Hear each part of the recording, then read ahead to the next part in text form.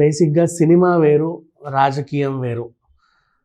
రాజకీయంపై cinema ప్రభావం వేరు, సినిమాపై రాజకీయ ప్రభావం వేరు. సినీ రాజకీయం వేరు.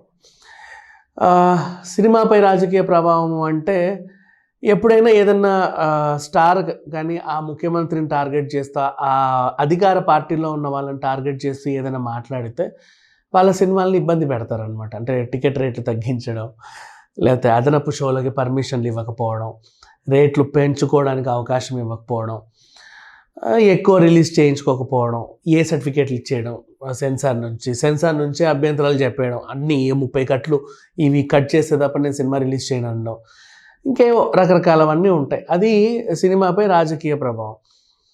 రాజకీయంపై సినిమా ప్రభావం ఎలా ఉంటుందంటే, ఏదైనా పెద్ద స్టార్ హీరో సినిమాలు వచ్చినప్పుడు అధికార పార్టీ ఎవరైతే ఉంటారో, అధికారమో ప్రతిపక్షమో వాటెవర్, వాళ్ళకి పడని వాళ్ళు ఎవరైతే ఉంటారో వాళ్ళపైన విమర్శలు గుప్పిస్తా ఆ సినిమాలో డైలాగులు ఉంటాయన్నమాట. అది వేరు. సినీ రాజకీయం ఎలా ఉంటుంది అంటే, ఇది బయట రాజకీయాలకు అతీతం, సినిమాలకు కూడా అతీతం. నా సినిమా వస్తుంది అంటే పక్కోడి సినిమా రాకూడదు. అప్పుడు థియేటర్లన్నీ నాకే కావాలి, మొత్తం డబ్బులన్నీ నాకే కావాలి. ఆ సినిమా బాగుందా బాగాలేదా అనవసరం. కొన్ని ఊర్లలో సింగిల్ స్క్రీన్ థియేటర్లే ఉంటాయి, కొన్ని మండలాల్లో 2 థియేటర్లే ఉంటాయి. ఆ చుట్టుపక్కల గ్రామాల నుంచి సినిమా చూడడానికి అక్కడికి వచ్చి వెళ్తూ ఉంటారు పండక్కి పబ్బకి. నువ్వు అందులో ఏ సినిమా వేస్తే అదే చూడాలి చచ్చినట్టు. జనాలకు ఇష్టమైన సినిమా నువ్వు అందులో వేయవు, అది ఎప్పుడు వస్తుందో కూడా తెలియదు.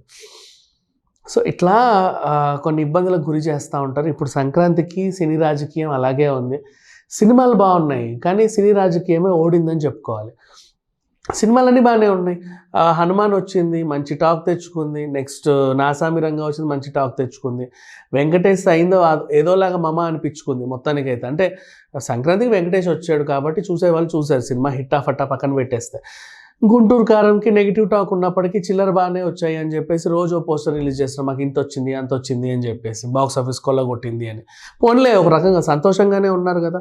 సో సినిమాలన్నీ సంతోషంగానే ఉన్నాయి, సినిమా ప్రేక్షకులు బాగానే ఉన్నారు. సినీ రాజకీయం ఓడిందని చెప్పుకోవచ్చు. ఇప్పుడు ఏంటంటే హనుమాన్ సినిమాకి థియేటర్లు ఇవ్వట్లేదని చెప్పేసి ముందు నుంచి ఒక గొడవ, అది ఎక్కడి దాకా వెళ్ళింది, పీక్స్కి వెళ్ళిపోయింది. ఆ తర్వాత హనుమాన్ టీం మాపై దాడి చేస్తుందని గుంటూరు కారం టీము కేసు పెట్టింది.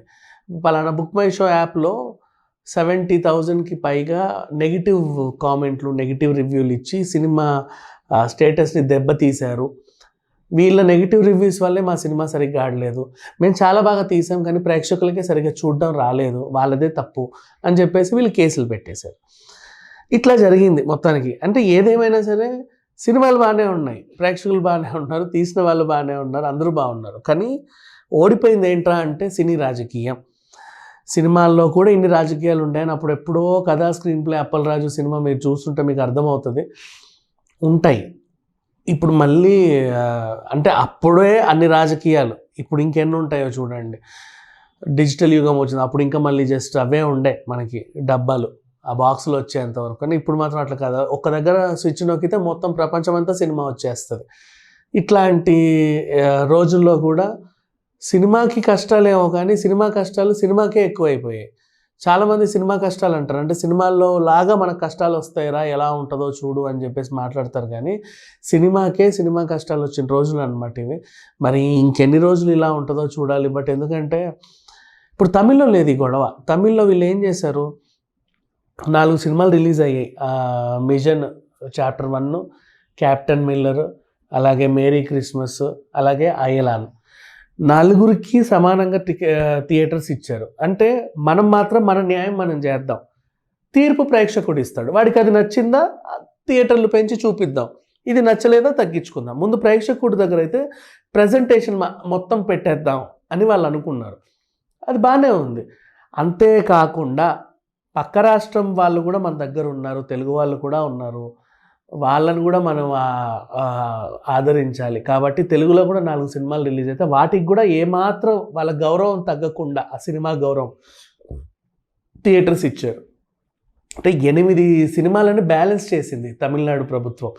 అలాగే ఆ 8 సినిమాల్లో మేరీ క్రిస్మస్కి పాజిటివ్ టాక్ వచ్చింది and almost hit. Captain Miller 50 కోట్ల కొల్లగొట్టింది, అయలాన్ 50 కోట్లు కొల్లగొట్టింది. అండ్ నెక్స్ట్ ఆ మిషన్ కొంచెం ఏదో ఉండి లేనట్టు ఆడుతుంది. పర్లా. కానీ అండ్ మళ్ళీ తెలుగు సినిమాలు కూడా వాటి సత్తా చాటుకుంటూనే ఆ రేంజ్‌లో అవి కూడా వెళ్ళిపోతున్నాయి. సో వాళ్ళు థియేటర్ ఎంత నీట్‌గా బ్యాలెన్స్ మన దగ్గర అట్లా కాదు.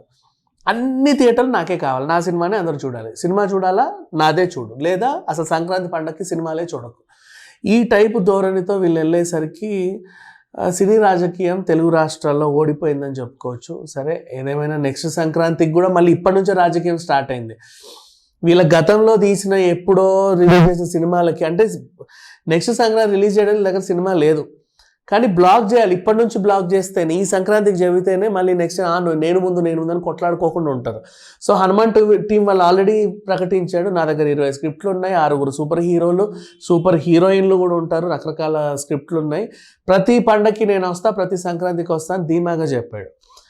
నువ్వు మళ్ళీ సంక్రాంతికి వస్తావా, ఉండు నీ సంగతి చెప్తా అని చెప్పేసి ఇంకొక పెద్ద ఆయన దగ్గర థియేటర్లు సినిమాలు ఏం లేకపోతే గతంలో ఆయన తీసినటువంటి ఏదో ఒక సినిమా ఉంటుంది ఫ్యామిలీ సబ్జెక్ట్, దానికి 2వ పేజీ 3వ పేజీ 14వ పేజీ అని చెప్పేసి నెక్స్ట్ సంక్రాంతికి పెట్టాడు, వచ్చే సంక్రాంతి నేను వస్తున్నా చూడు అని. అలాగే నాగార్జున గారు బంగారాజు 3 అనౌన్స్మెంట్ జరిగింది. అంటే నెక్స్ట్ సంక్రాంతికి మళ్ళీ నేను నాగార్జున గారిని చూడాలి ఖచ్చితంగా అన్నట్టు ఆయనది ఒకటి వచ్చింది. ఇంకా మిగతా వాళ్ళు ఇక చిరంజీవి గారి గురించి చెప్పాల్సిన అవసరం లేదు, ఆయన సినిమా సంక్రాంతికే అని చెప్పేసి ఫిక్స్ అయిపోయారు. మిగతా వాళ్ళ సంగతి దేవుడు ఎరుగు. సో ఇప్పుడే సంక్రాంతి బర్త్లన్నీ బుక్ చేసేసుకున్నారనమాట వీళ్ళు.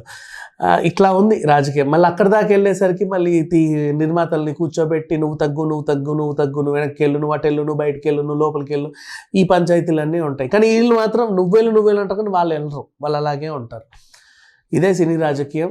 కానీ ఈ సంక్రాంతికి మాత్రం సినీ రాజకీయం ఓడిపోయిందనే చెప్పుకోవాలి. Thank you so much.